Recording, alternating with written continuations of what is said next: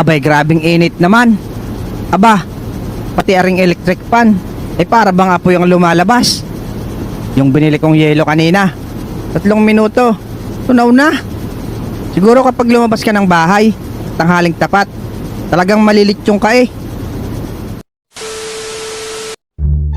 Sarap maligo talaga dito, malamig. Nay, pakiabot nga sa akin yung ice cream ko. Tumigil ka nga dyan, abudo. Kaya ka lumulobo, kain ka na kain. Tingnan mo at parang biik ka dyan nakalagay sa batya. Inay naman, alam mo naman lagi ako nagugutom. Tsaka masarap talaga ang ice cream ngayon, inay. At sobrang init ng panahon. Mag-diet-diet ka na nga, abudo. At konti na lang ay di ka nakakasya sa pinto natin.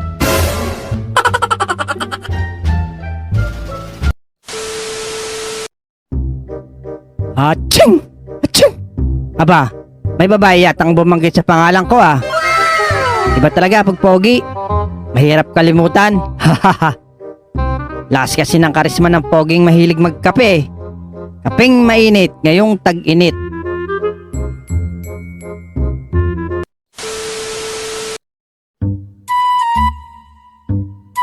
Hoy, boy kulot! Anong trip yan? Anong ginagawa mo dyan sa taas ng puno?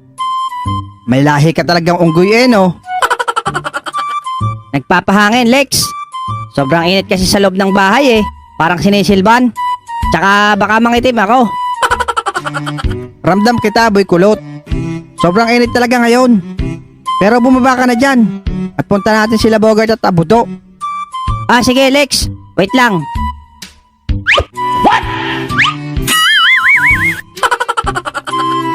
Ayan. Puro ka kasi kalokohan. Itatuloy ang kuyukot mo.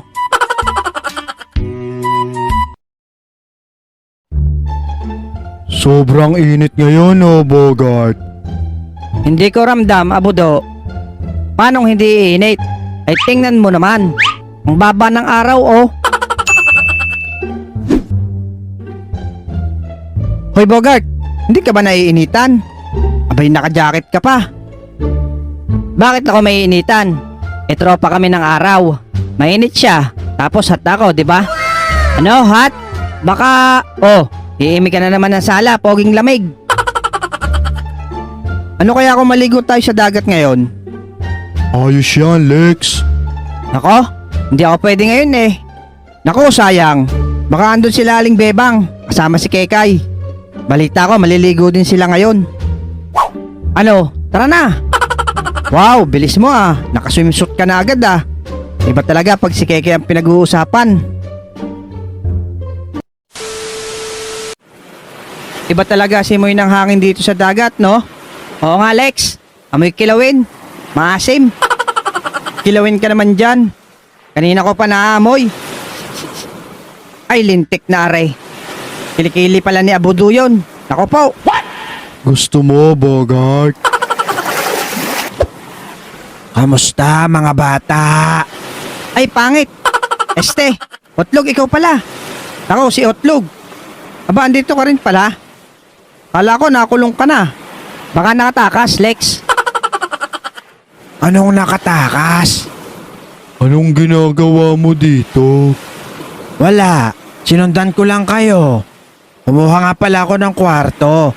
Magkakasama tayong 5. Nako, saglit lang kami dito. Nagpapalis banas lang. Sige na, wala kasi akong kasama doon. Nako, kung ikaw lang makakasama, wag na. Ayaw nyo? Bahala kayo. Mga pangit. Aba, nagsalita ang Shokoy. Okay, di ba? Hindi na mabanas sa katawan. Oo nga, Lex. Sarap magbabad. Lex, pwede kaya Jumeps dito? Nadjejeps na ako eh. Sakit ng tiyan ko. Bawal dito, hoy. May public CR naman dun sa cottage eh. Hindi na kaya, Lex. Hindi na aabot. Bahala ka. Pero lumayo ka sa aming 3. Baka pumunta pa sa amin yan. Kagating ka na naman ng alimango. Sige. Wala yan. Doon naman ako sa malayo eh.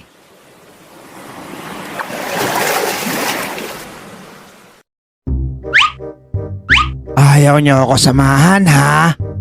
Yari kayo ngayon sa akin.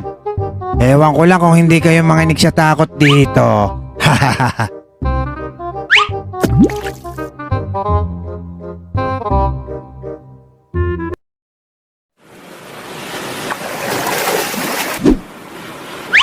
Okay na siguro dito. Hindi na talaga kaya eh.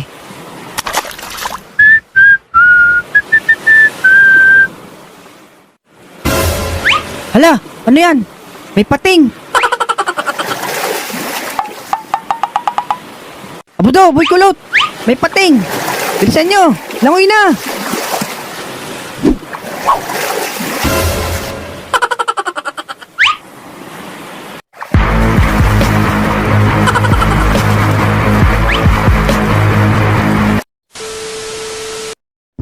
Buti nga sa inyo, nakabawi rin ako. Ang bibilis nyo pala lumangoy.